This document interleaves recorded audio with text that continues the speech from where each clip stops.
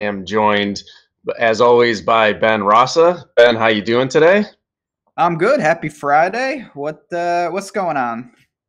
It's an exciting time of year. Certainly, we're going to talk about Final Four and all of the March Madness. But of course, we would be remiss if we didn't get into a little bit of Masters talk today. We won't be on until next Friday once the rounds have already started. So, of course, we want to bring in one of our golf aficionados here, Jason Roslin. How you doing, my friend? I'm doing great. Just another cut sweat Friday in the golfing world. Ben and I we got guys right on the number. It's going to be a long day today. Just going to let you know right now. Yeah, we'll be keeping an eye on the cut in today's tournament. And, I definitely want to talk a little bit about what's been going on in this tournament as we preview the Masters and kind of look at some betting favorites, look at some long shots as we get into Augusta next week. But why don't we start? I know Ben and I have put more than maybe 30 to 60 minutes in talking about the AAF. So I feel like we should pour one out for our friends over there. Ben, are you as heartbroken as I am? Yeah, that escalated quickly. Not that I was paying that much attention, but I didn't realize it was just like, oh, the Hurricanes owner is going to infuse some cash, and then it's just like the league shut down. So that was aggressive. We'll see what the XFL brings soon enough, but that was surprising. Jason, were you tuned in every weekend for the AAF football? Nonstop.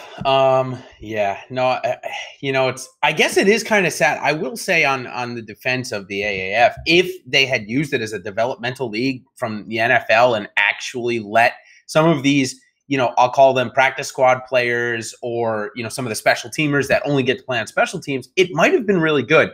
But there was no chance Roger Goodell was going to take that liability and all of that jazz. It could have been good, at least better than college, but not as good as Tom Brady. But still, it's kind of sad, not going to lie. Yeah. Yeah, there really is an opportunity there, and we'll kind of see what happens, with XFL. Like you said, the XFL. It had funding, but it did seem ultimately it was kind of doomed from the beginning, or at least to some degree. We tried to dig in and learn a little bit about it and see if there was any edge, and we identified a little bit of an inefficiency going back 3-4 weeks. But we will pour one out for those guys. I want to talk, of course, about the Final Four and March Madness. Ben, we haven't spoken in a couple of weeks, really, since the tournament kicked off. So just wanted to get let's first talk kind of big picture. When we first started analyzing the tournament, really we started with the point of, can you win, not having Duke essentially as your champion in a bracket pool or some sort of contest. And obviously Duke was eliminated. What are your kind of just overall thoughts, big picture? Big picture, it's been frustrating for me, when you dig into it, because on the big picture side, every main bullet point that I needed, I got right. Duke lost to Michigan State. That's what I wanted. Virginia is still in. They're my champion. And Texas Tech was a team that I was, I think higher on than most. The two things that I was kind of surprised about were the lack of upsets in the first round. I thought there was a couple teams that really had good chances. Ironically, New Mexico State, I thought should have beat Auburn, who is the other team that's left. Yeah. But other than that, the games have been really competitive because we've had a lot of the top seeds. But at this point for me, I mean, Virginia, I felt like they did not catch some breaks, and then they caught a miracle break against Purdue to get past that. I think they need to take advantage, and they should, especially in this game, which we're going to break down against Auburn. I like the matchup for them a lot. How about you, Jason? Have you been following the tournament? Are you checking in game to game, kind of just on the weekends? What are your thoughts? Yeah, I mean, it was tough for me the first. I love the NCAA and URI, my school, made it last year for the first time. Back-to-back years they made it for the first time in quite a while. They had a good team, obviously not so good this year. They were on a good run. But anyways, it was the week of the Valspar, so I love the first 2 days. But come to find out, I didn't miss that much, to be honest with you. The first 2 days, which are normally the most fun for me to watch, were rather boring from what I was reading and catching up on. I've got these later games, which the tournament has gotten much better as it's gone on. The Michigan State game, Duke game was a ton of fun to watch. And a couple other games. I'm I'm sad for Auburn that they've lost one of their best players, and now they got to go up against Michigan. And certainly, we'll talk about that a little bit. But Virginia looks really good. I think Duke was their only problem. And I know Michigan State's still in it, but, man, Virginia looks good. And they got to avenge that 16-1 seed loss last year, obviously, and they're doing a pretty good job of it right now. Yeah, the thing that both of you basically alluded to was that after the first weekend of the tournament, it was incredibly chalky. The top 3 seeds from each region made it through. First time since 2009 that had happened. And basically you had 1, 2, 3 in each region. You had Auburn as a 5 seed, and then just Oregon was the only real long shot that got into the second weekend. So like you said, first weekend, super chalky, not a lot of great games. Second weekend of the tournament, a bunch of incredible games, and kind of leads to where we are going into the Final Four on Saturday. Ben, you and I are both on Virginia, so why don't we start with Virginia? They're now, it looks like it's moved to 6. So Virginia is 6-point favorite against Auburn. Auburn obviously is kind of a team that people weren't paying attention to going into this tournament. A lot of people, I think me included, with you, Ben, like New Mexico State in that matchup. Auburn just seems to have played better in each game. Obviously, the big injury, comes into account. It looks like, from what I'm seeing, they're actually getting more of the money. Looks like about 64% of money line bets are on Auburn, and actually 81% are on the spread, which I like that. Not to preview where I'm going to go with this, but Ben, what are your thoughts on Virginia here against Auburn? So, I don't want to go on a tangent about Purdue. I just thought that a lot of those shots were, Carson Edwards, very impressive. That I thought Virginia matched up well against them. I think they match up well against Auburn. Auburn likes to shoot threes, likes to make the game chaotic. One of Virginia's best qualities is they just don't allow that. They're very tough defensively, especially against the 3. They're always composed. They have senior guards. And now that Okiki is gone, as we all talked about, it's going to fall on Harper and Brown. They're great, but so was Ty Jerome and so is Kyle Guy. So I have a feeling Auburn's really going to have a tough time if this game becomes a half court. Kentucky let it, I don't want to say slip away. I just was really surprised that they didn't punish them more inside. They started to get up and down. They started to try to go shot for shot, and that's where you get into trouble. You got to play to your strengths, and Auburn's weakness right now is just they're a little thin on the inside. So I think Virginia just grinds this game away relatively easily, honestly. I don't think it's going to be that competitive of a game. Yeah, I'll get to you, Jason, in a second, but that's kind of how I'm thinking too. I mean, I think DeAndre Hunter down low is going to be a huge factor against Auburn. I think we know Virginia plays at an incredibly slow pace, and they're going to slow it down, and Auburn does not want to play at that pace. And Virginia, they've had a tough time. I mean, obviously we can talk about, a few of the games that they've had. I mean, they've had some crazy games already.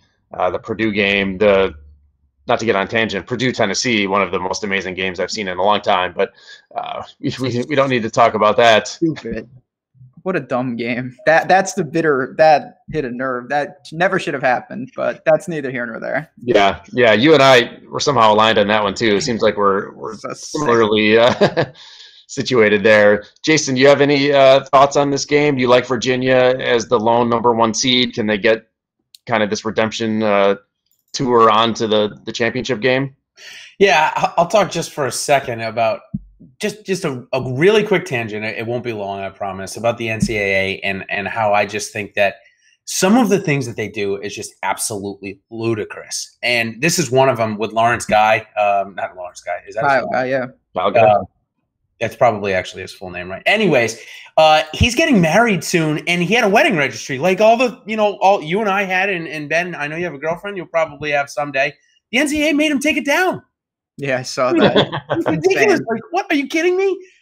Anyways, I saw that he had really struggled shooting for quite a long time, and finally tuned in, and he made a couple of them. So obviously, him getting back into form, as we use a golf term here, him getting that form back is obviously going to help this team. And I just think that they're a little bit too overmatched. I know that Auburn has some very good guard play, as you guys mentioned, but I like Virginia to be the lone 1 seed and probably win it all at this point. I just think they're a little bit too technically sound everywhere. Yeah, and one thing, we talked about this in the past. I mean, just me looking at the numbers right now with 81% betting on Auburn to cover this game, I'm more than comfortable going against those kind of numbers and laying the points with Virginia. I've basically done it every game they played in this tournament with mixed results. The last two games, it came down to the last free throw for me. I won on one of them, lost on the other. So they've been involved from a betting standpoint in some insane finishes. Both times, by the way, the same guy at the free throw line had to make both, depending on which number you get. But that line has moved. I know it was 5 at some point. Now it's 6. Of course, every point makes a huge difference. So it's always you always want to get, of course, the best number, and it seems like early on it was a better time for Virginia. So it seems like we all are picking Virginia to win that game. The other Final Four game is Texas Tech against Michigan State. Texas Tech is a 2.5-point dog. Ben, break this down for us. What are your thoughts? This is going to be a wild one. Two really good Texas Tech is serious business. I thought Gonzaga was primed, not to beat them in the sense that I loved them in the game. They were a worthy team, and Texas Tech just flat out beat them. Same with Duke. Obviously we all know Duke's a really good team. Michigan State just handled it. So you got two teams that are not going to be intimidated, that are, they're just hard-nosed, gritty, good coaches. First thing that stands out is Texas Tech's defense is getting to the point where I don't want to get too hot takey, but it's on the verge of being possibly historically good. They are seriously just causing a problem for everyone. I don't think people realize how good Gonzaga's offense was. And not that it was anemic to the point of like Michigan where they didn't even break 50, but they really had to work for a lot. So I'm really excited to see how Michigan State handles it. Obviously, they have Cassius Winston, who's this, an experienced guard. That helps. That's step one of, can they get them in the right sets? Can they? Because you're not going to be able to get in transition on that team. They're very long. They're very athletic. So they're going to need to break it down. I like Texas Tech a lot. I do think that if I had to pick the game, though, I'm going to go with Michigan State. Just think Cassius Winston. They've got the bigs. They have Izzo. Tough game. I think the spread's pretty fair. I doubt I bet it, to be honest. I could see it going both ways. I'm just not sure that Texas Tech on the offensive side, if they fall behind, can they really make quality trips, possession in, possession out? That's my biggest concern for either team. How about you, Jason? Any thoughts on this? And then I'll kind of give my 2 cents. Yeah, I mean, it's obviously with Zion Williams out and his teammate RJ Barrett out. Some eyes will be on Culver, who, from Texas Tech, who's had a couple of good games here. Obviously, Texas Tech defense, I mean, they held Michigan, who was I think it was the preseason ranked number 1, or Duke probably was, but Michigan was in the top 5, and they held them to under 50 points in an NCAA tournament game. That's incredibly impressive. They've been on a run since they lost to West Virginia there in the Big 12 tournament or Big 10 tournament. I mean, they've dominated their opponents here in the NCAA tournament. Michigan State, obviously, I think that it really benefits them to have that kind of lag time between beating Duke and coming to this game. Obviously, beating Duke in the Elite Eight is going to be a big time, massive win for that program, beating the number 1 seed in the tournament. So it's all about being able to recover from that. They've had plenty of time to do that. So I think this will be a really competitive game. I do actually think Virginia ends up beating Auburn pretty handily. I think that run ends, but I think this game will be much more competitive of the two. Yeah, I mean, just in looking at kind of how the distribution of money is right now, it's 59% is on Michigan State, 41% approximately is on Texas Tech. One little nugget for you, I don't know if you've seen this, Ben. Since February 5th, Texas Tech has the number 1 offense according to KenPom, which is something that nobody would ever associate a Texas Tech team with, having a top offense or even a top 10, 15, 20 ranked offense. So you kind of see that, of course, they're going to slow it down, and they have this incredible defense with Culver, with Owens inside. But what you don't realize is how well they've actually been shooting the ball in their efficient offense. We mentioned the Michigan game. I mean, they held them to 0 of 18 from 3 until they finally made that first 3 at the end of the game. I mean, their defense is just, like you said, Ben. I mean, it's gotten to another level where I didn't even think there was another level they could get to. It's going to be a tough matchup, and I think I'm probably leaning Texas Tech. I hope they win. I hope they win too. Does great for me. I need Virginia to win it all. I think Ben also needs Virginia to win it all. Yeah, what do you guys have? Why don't you profile that first, since you know, I've been on the show. What do you guys have going for the ending here? Yeah, I mean, I had Virginia, I think, in all of the different brackets and pools that I've been in, winning. I can't win any of them, but I will definitely win some money. Okay. Virginia wins. I don't know, Ben, do you have a chance to ship anything? Nothing important. My main one, I'm boxed out slightly because why? Because Tennessee lost that game, of course. But yeah, I have in my finals, I have Virginia, Michigan State, but I hope Texas Tech wins just for life purposes. I like that team. I hope Virginia wins it all because I think they're the best team, and I do I like Tony Bennett a lot, who's their coach. This is just a game that it's going to be. I cannot wait to see it. You know, I couldn't wait to see Gonzaga and Texas Tech, and it was back and forth. And not that this really goes into betting the game. It's just incredibly impressive how Texas Tech, you know, they had a very good team last year. This is not the same. This isn't even close to the same team. They lost everyone besides Culver. They brought in JUCOs. They brought in guys, you know, that weren't. This is not a Duke situation where they have all these one and dones.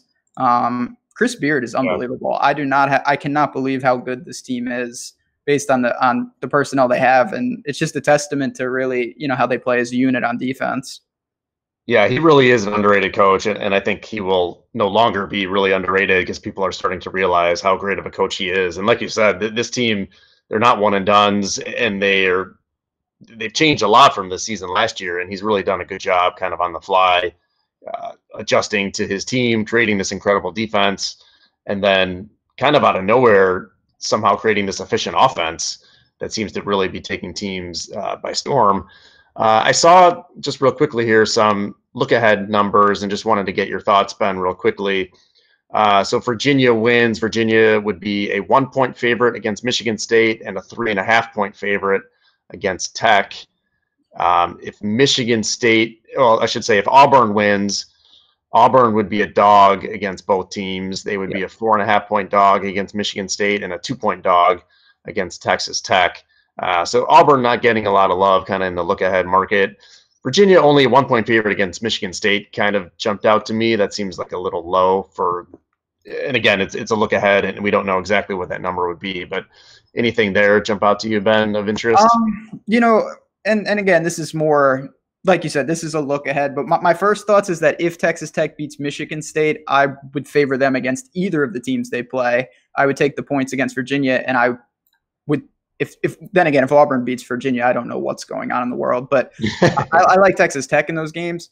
If it's Virginia, Michigan State, I thought that would be, you know, more in the 2.5, 3 points for Virginia, to be honest. I think that's a much better matchup for them on paper rather than getting Texas Tech, who I think they'd create some problems for both teams. So the winner of that Michigan State-Texas Tech game is going to determine a lot in terms of what value I think is generated for that final game. Yeah, for sure. One last thing here, and then we'll jump into the Masters.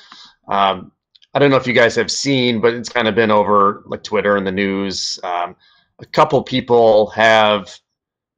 I know I've seen Texas Tech at 50-1 for a significant amount of money. Then I've also seen somebody with an Auburn ticket at like 40-something to 1, also for a decent amount of money, 6 figures.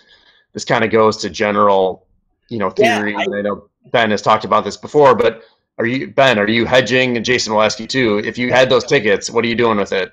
Yeah, I think I saw an Auburn ticket with $1,500 at $300,000+ payout. Ben, did you see that too? I haven't. I saw a Texas Tech one for about Texas Tech. I'm sorry, Texas Tech. That's the one. That's what we're talking about. Yeah, they're on Prop Swap, which is you know, a site.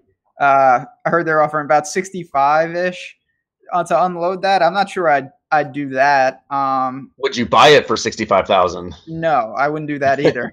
Yeah, I mean, if it was me, I certainly would have some type of hedge to get some chunk of change, but I would probably hang on to some sort of a position. I wouldn't want to unload it. You know, that's basically market value for them in terms of they just want to cash it out at this point, and that's a nice hit. Nothing wrong with that. But there's other ways to hedge it, obviously, in theory. Yeah. How about you, Jason? You letting that thing ride? Are you trying to hedge it all? Double down. There's Doubling no down. doubt in my mind. Well, all right. So if I bet 1,500 Texas Tech pre-tournament, and my tournament is if they win for 330, there's no doubt in my mind I'm turning around and putting, probably 25,000 on Virginia, so that I can ensure that, if my finals game comes to Virginia, Texas Tech, which, at this point, I think it's got a good chance to. And then I would probably just bet the Michigan State Texas Tech game straight up. There, I'd probably bet a little bit as well. There's no way that I'm not walking away from this with some money, having Texas Tech with $300K only to win 2 more games. Knowing that I have that in my back pocket, there's no way I'm not taking money and hedging myself. No chance. I mean, that's probably the smart move. I mean, there's certainly a part of me that would want to let it ride and go for that epic payday. But just an interesting little nugget. Obviously, we would love to have that ticket in our hands and have this issue and have to worry about it. Good problem to have. Yeah, it's a great problem to have. Yeah. So that seems like a great transition. How can we get that kind of ticket for Sunday at the Masters? Oh, I love it. That is great. Oh, man. Why don't we start? Well, definitely. Why don't I let you guys kind of talk a little bit about, obviously, it's the Masters. There's a ton of history here, and a lot of times it's the same group or the same characteristics of golfers who seem to rise to the top at the Masters. I think Ben was saying earlier that there might be some wind issues. So is that something we should consider? I mean, obviously, to some degree we should. So why don't I let you guys kind of just do a brief overview, and then we can maybe get into some futures that we like and some long shots. Yeah, I think it's really funny, and this is just going to tie a little bit into this week. And Ben, we can kind of we chatted about this exact thing as I watched Jordan Spieth just miss a chip in, another chip in for birdie. We talked about this on our show on Wednesday, and we said, what's going to happen to Jordan Spieth, both in terms of ownership on DraftKings, which I know that's for next week, but in terms of the betting market, he opened the year at 10-1. He dropped all the way to 30-1, and now after, not even 36 holes, he's back to 20-1. So it's just really interesting on those line movements. I think if you see Jordan end up coming out and maybe winning this golf tournament this week, he probably goes back down to 10-1, to be completely honest with you. His history at Augusta is obviously the best recently, and maybe, if he continues this type of top 10 every time he shows up there, it could come down as the best of all time when he's all said and done. He's only 25 years old. So I don't know. I think that's really interesting to take a look at this point, 20-1. Obviously, if Jordan is going to be back and continues to play good through the weekend, he's going to be there next week. It's going to be interesting. The market overreacts to the tournament before it at all times, and DraftKings pricing does the same thing. Yep. We got to wait on the weather. It looks windy, but who knows? We're still a week away. But you want to get my first thought is try to, conceptually visualize what type of Masters are we going to see, because Augusta is very scoreable in ideal conditions. We've seen guys, not just Spieth, he tore it apart, but, guys can be effective. It's very generous fairways.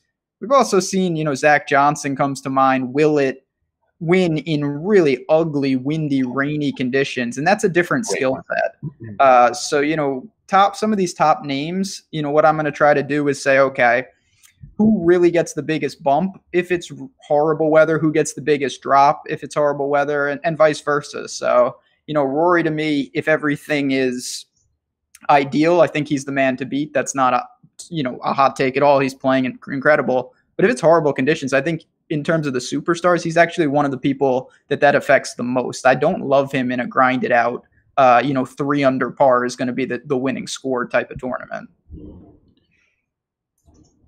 Yeah, I think it makes a lot of sense, and obviously we'll have to keep an eye on the weather as it gets closer. I mean, we're still 6 days away from the beginning of the tournament. Are there any? You guys mentioned a few names, so why don't we look at just kind of the top, like more of the favorites in the 20-1 or better range? Obviously, Jason, you mentioned Spieth, and that number may come down if he actually wins this weekend. Is there any value left with him, or is there anybody else that you're looking at, kind of in the top of the range? Yeah, and the one thing I will say just about weather, if you don't catch us all next week, we will say there's no tee time disparity. They start at 8:20 and they go throughout the day. It's not waves, which we see every week on the PGA Tour. So we're not going to have to worry about waves really, and so that's going to negate the factor of do we heavily weight certain guys going off earlier or later? They're probably going to end up getting the same weather on the 2 days. It's just going to be brutal. It's going to be a grinded out week, likely. Now, with that being said, at the top, I think that we've seen, if we go back to the year that Danny Willett beat Jordan Spieth, when Spieth had a 5-shot lead going into Sunday, 5-shot lead going into 12, I should say. -2 was the winning score. If the wind picks up again, it's going to be that way again. The greens are going to get significantly harder than they already are. We've seen Tiger Woods play in these type of conditions, 14-1 at the odds I'm looking at now. Another guy that won a very windy tournament very recently and is very hot right now at 18-1 is Francesco Molinari. Those are kind of the three that I'm looking at if the conditions do stay the way they are.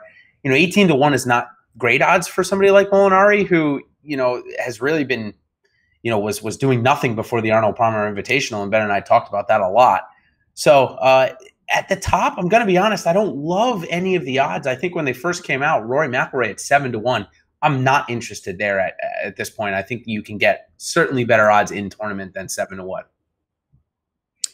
Yeah, it's tough with Rory, obviously. Some of these – Rory stock is as high as it's pretty much going to be. And as much as I like him and he's great, you just still don't want to buy at that point.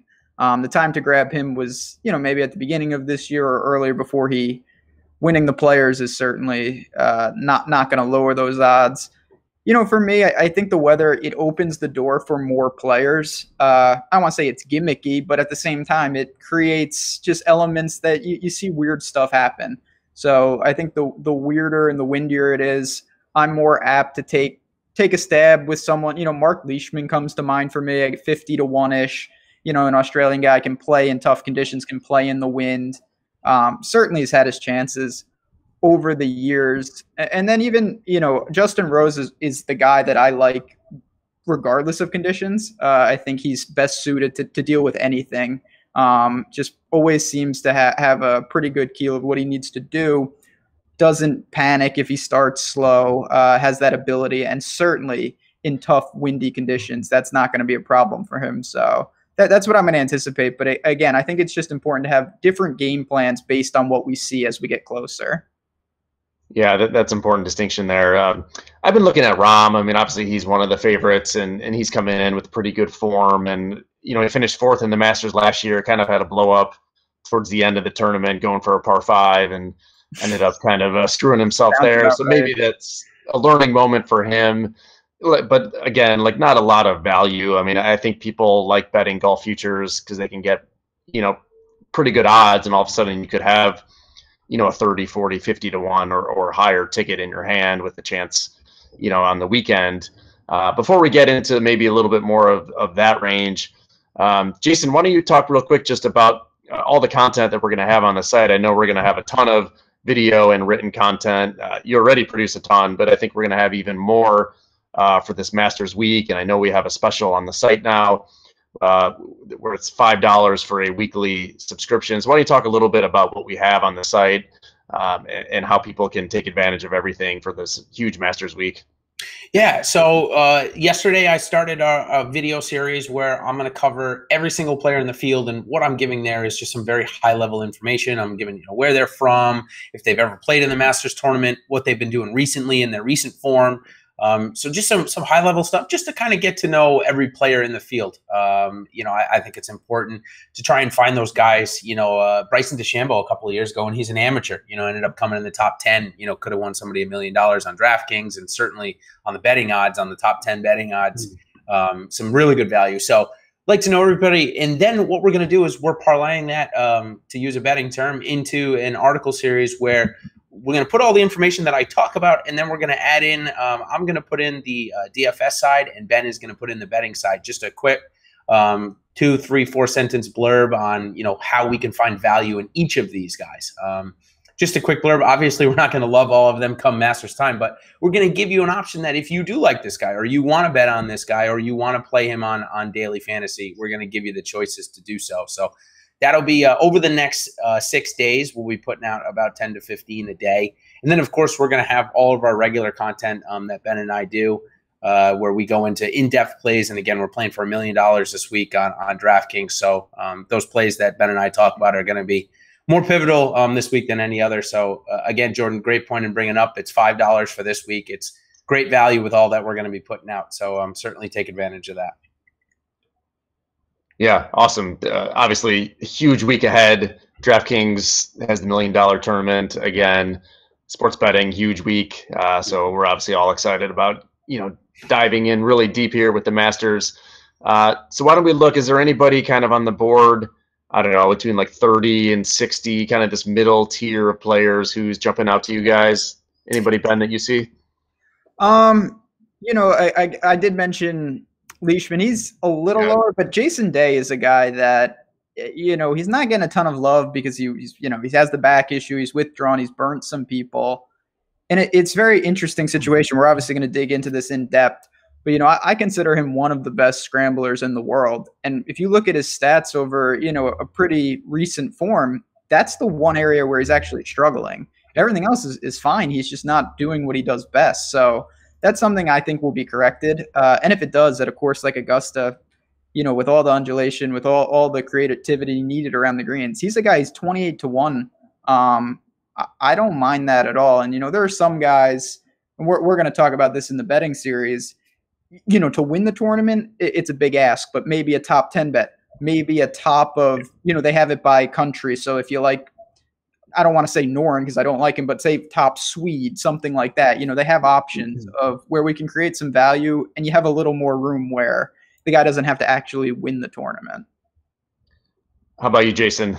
Yeah, absolutely agree. And let's just talk on the Sweden thing, just because it was a guy that I literally have highlighted on my screen at 50-1 is Henrik Stenson. Yeah. We saw him go absolutely bananas against Jim Furyk to the point where I think he had 6 tap-in birdies from his iron play. So we know this guy, coming to the British Open winner, obviously can play in the wind. If his ball striking is on, it doesn't matter what the conditions are. He's going to be able to control it. So 50-1, I don't think he can win the Masters.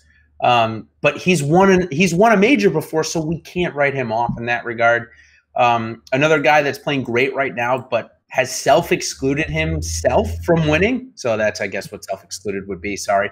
Is Kevin Kisner at 65-1. He was on the Barstool Sports podcast, the 4, I think it's called. And he was saying, I have no chance at Augusta. I have no chance at Bethpage. And maybe I have a chance at Pebble, talking of the majors. So he talked about how the 5th hole, they've lengthened it 40 yards and it almost plays 500 yards now for a par 4. He said, that's another bogey on my card. He said 11's a bogey or a double for me. So he doesn't think he can compete. So maybe that changed after his match play win. But Henrik Stenson, 50-1. And then Hideki Matsuyama's ball striking has been crazy good this year, ranked 2nd on the tour this year, 35-1. Maybe how fast the greens are at Augusta, he'll come back. He actually has some really good Augusta form as well. So I like Hideki Matsuyama. He's on my board 35-1. I think that's some intriguing value there at this point. Makes a lot of sense. So I need both of your guys' opinion on one of my boys who falls in this range. And as we've mentioned, like the long hitters seem to do well at Masters. And it's not Bubba, is it? It's 100% Bubba. Oh, no. Talk me off of Bubba. Why is this a bad bet at 40-1? Obviously, he's won before. Form doesn't ever seem to matter with him. He just seems to love the Masters. Am I crazy? Take it away. Go ahead. I need a moment here to compare. All right. Okay. All right. I'll go. I'll take it. All right. So here's the thing, Bubba. I'm lefty. I mean, that's all I need. I need to see that lefty driver. So am I. I totally understand. Here's the thing: if you look at his Masters history, besides the 2 wins, he's got a good place here last year.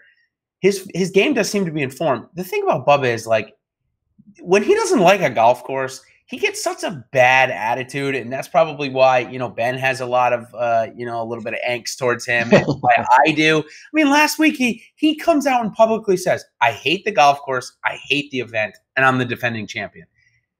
It's just not But really. he loves Augusta. Yeah, I mean, it just confuses me because he says he loves Augusta so much. He has come out and said it's by far the best golf course in the world, and it probably is. Honestly, it probably is. I'll never get to play it. Maybe I'll get to go someday. But yeah, 40-1 is interesting. I will at least give you that. I mean, when you look at his DraftKings price, he comparative to the odds, you're getting way better odds. You know, he's next to Jordan Spieth, who's half the odds. So yeah, Bubba 40-1. I mean, even if you look at top 10, I think it's a decent bet. You know, he's coming off a top 10 last year. He played Valspar, which is probably a way better comparison than Austin is last week. Played Valspar really good. So I'm interested in Bubba, but if the wind blows, forget about it. He won't be on one of my teams, and I'll take him, you know, I'll just put the $100 that I have on him, it's gone because he cannot play in the wind. You took that was what I was about to say. So Bubba, sorry, buddy. Yeah. I get it. You know, he obviously has won here twice, I believe. And he's the lefty thing is there's something to that at Augusta. Yeah. Range of outcomes is big. You know, we've seen him also struggle here. It's not like he just tears it up. The one thing with Bubba is he's the type of guy, and if you get these conditions, I think at 40-1, you're getting some value. But if you're not getting his ideal conditions, forget it. He's not good at adversity. He's not good at grinding through, you know, wind or rain. He just packs it in and it's over. So, you know, when Bubba gets it going, it's incredible how he can shape the ball and be super aggressive. These off the tee is not punishing, and that pays right into his hands. But you want to be careful. He is number one. You know, I did a show with Pat Mayo, and I said on that show, he is the number one guy in terms of biggest difference between really harsh conditions and ideal conditions for me next week. If it's going to be ugly, I don't think he's the type of guy to compete at all. Yeah. So fingers crossed then for my Bubba Love that the wind holds out and he's just able to mesh it off the tee and shape it perfectly like we know lefties can. This is my lefty plug for the week. He's no, I mean they're like I said, he kind of different player, but Oosthuizen is the same price, and he's another one. You know, he's been runner up. He's been a runner-up at every major. He does have a win as well, but not here. I know he can get it done. It's just with Louis, you know, you're looking. I kind of like him if it's harder. You know, he can kind of find a way. You know, he's had success at the British Open, but they're illegal here. So that's typical Louis, just doing stupid things. So that's the range where I think you're going to start to get into. Like if statements, you know, if this happens, I think one of these guys is in play. And if not, I hold off. Whereas that next tier at shorter prices, obviously, you know, the big guys, they can win in any condition if they have their A game. There's no doubt about it. Yeah. Yeah. When you're getting down in this range, I mean, you need kind of the perfect scenario and kind of the perfect event to happen for these guys to actually win the tournament. So now just looking at more like the super long shots, is there anybody you think who has a real chance here? I mean, it seems like there's always someone who kind of comes out of nowhere and at least gives you a sweat.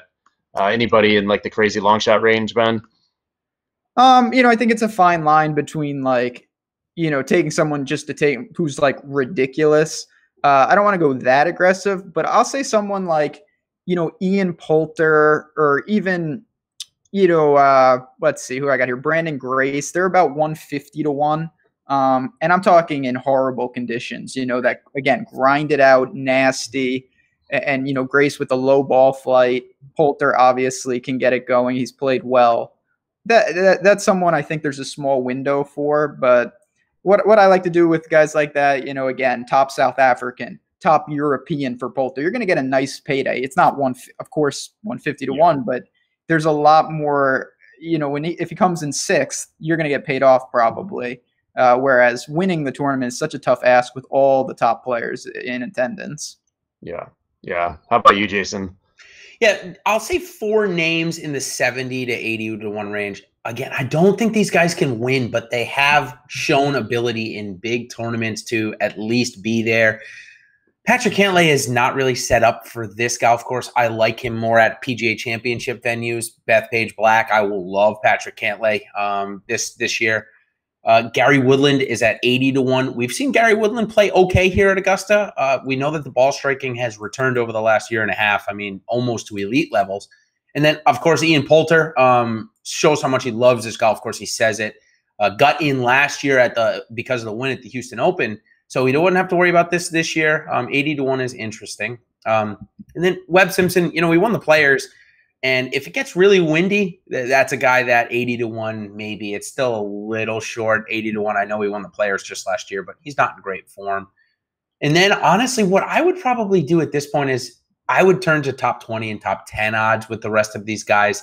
something like, Keith Mitchell, who's got a similar type game to Tony Finau does and has improved his putting significantly, sits at 230 to 1 to win. He's not going to win. I'm sorry, Keith Mitchell, if you catch him the show. I don't think you're ready to win the Masters, buddy. You've won me some good money this year. I appreciate it. I don't think you're ready to win the Masters, but something like a top 20 for him, you're getting decent odds. I think you're getting close to 10 to 1 on that. I'm okay with something like that for Keith Mitchell. And top amateur, there's a bunch in the field. Victor Hovland is one. He's sitting at 750 to 1. 25 to 1 on top 20 odds. That's not bad. Victor Hovland is going to be a good player on the PGA Tour, whether it's soon or in a couple of years. So just a couple of names way deep that I saw that more for a top 20 or top 10 than to win the tournament. Yeah, like you guys are alluding to, there's there's a ton of other types of bets we can make, and often with these crazy long shots, like maybe it makes a lot more sense to do like a top 20, or you can do like a top country type player. You're going to get a better chance at a return. We're talking crazy long shots here. What about Si Woo? You have any love for him? Because we know he's a guy, obviously came out of nowhere to win the Players. He's playing well at Valero. We'll see how that finishes up. You're going to be able to get him certainly triple digits. I don't mind it just because we've seen him in, the Players field is like this. I don't think this course at Augusta, but as a guy with some win equity, I think you could do worse than that, if you wanted to take a stab. Yeah, what do you think? So the one guy that I was looking at is Eddie Pepperell. Granted, I don't know a lot about him, but I know he made a charge at the Players and ended up, I think, third and had a great final round there. Does he have a chance? He's 125 to 1. Yeah, he's probably the most interesting Twitter follow. Ben and I have talked about that on our Wednesday show in the golfing world. I of course, he's near and dear to my heart. He just vaulted me up in the $44 at the Players. I had him and Vegas. It was crazy. And he, here's the thing. If he gets on a run, watch out. This guy can light it up in a hurry. I mean, he played at the British Open hungover and ended up into the top 4 and had a chance to win it. I like this guy. This guy is great. I got to be honest. He said yesterday, he's like, oh, it's only 1 week exactly until I'll be standing in the fairway bunker on 1, having no shot at the green. His short game is elite. It really is. His touch around the green is great. I think he's got a great chance to play the weekend, but not at 125 to 1, Jordan. I'd rather see him at, Keith Mitchell odds like 200 to 1. Again, he can compete with the best in the world. We just saw it. But it's his first time here. We know that first-timers have a little bit of a difficulty, so maybe a little of that going on. All right, maybe I'll save my money on that guy. We'll see. We'll see how I'm feeling. I guess why don't we just do any kind of final word? Let's start with Ben. Is Tiger going to win? Just kind of your big picture thoughts of going into the weekend before the Masters. Tiger. It's funny. I really do think that Tiger is one of the guys that the weather is going to be more important than most. I think that the uglier it gets, the better for this new version of Tiger, where he can lean on experience, lean on craftiness, much better suited in the U.S. Open type conditions than no offense to Tiger. He doesn't have the gear that these other guys have anymore, in my opinion, if it's just a pure shootout. Like Rory and these guys are just the way they can get dialed in, and there's so many of them. It's not 2 guys, it's 10 guys. So depending on what we see with that weather will determine what I think about Tiger. For me, all in all, I think Justin Rose is going to win. That's my prediction on this. Nothing, it's not a hot take. He's one of the favorites. Just guy's been so close. Should have beat Sergio a couple years ago. And it seems even when he doesn't have his best game, to me, his best quality, does it better than anyone in the world, maybe DJ as well. When they don't have their A game, they don't lose the tournament. They just hang around, and then before you know it, they're in 5th on Sunday with a chance. Some of these other guys, obviously, they're incredible, and I'm a huge Rory fan, but I just feel like when he doesn't have that A game, it's pretty ugly, especially on the green. So I think Rose finds a way kind of regardless of weather, and I'm going to work down from there, in terms of my lineups and betting. How about you, Jason? Oh, man, I'm going to sound like a fanboy. Speed? Tiger, I think Tiger is in fantastic shape right now to win this golf tournament next week. And I think that one of his biggest competitors is going to be Jordan Spieth. Listen, Jordan Spieth has shown us that even when he's in no form, he can come out and compete at Augusta. He flew his coach in on Sunday night, leading the Masters by 5. And he wasn't even in form. So there's something about this golf course in him. Believe in course history or not, I don't really care. It exists with Jordan Spieth in Augusta. It exists with Tiger Woods in Augusta. I think that this year is a lot different than when we saw Tiger T30 last year. He's in great form. If I had to pick somebody at the top, yeah, if conditions are prime and they're good and the course is soft, Rory could end up running away with it. However, I'll say this about Rory.